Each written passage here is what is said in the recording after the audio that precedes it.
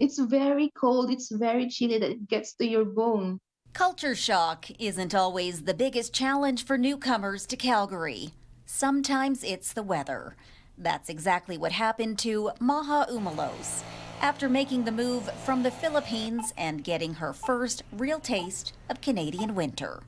Growing up in the Philippines, Umalos dreamed of one day experiencing snow.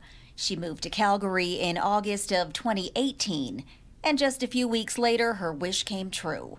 She was treated to a magical September snowfall. I came out in the backyard dancing on the snow, and I really catching the snow, right? And oh, I was very fascinated. I was so amazed. I was so surprised, and I was so happy.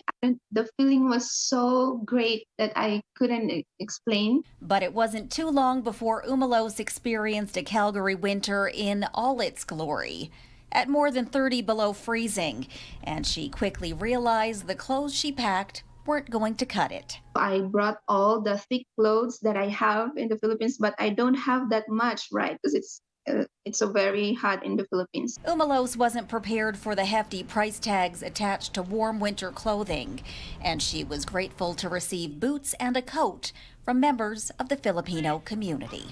According to Haider Hassan with Immigrant Services Calgary, navigating the cold and snow is the biggest adjustment for those coming from a warm climate. Reverse engineer the shock factor so that less and less people are going to be troubled by that.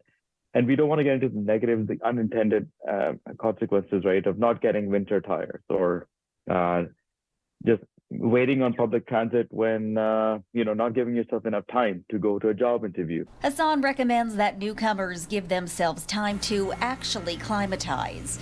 And he says having the time to ease in could make or break your new experience.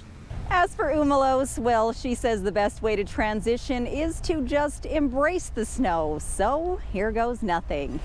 In Calgary, Shilpa Downton, City News.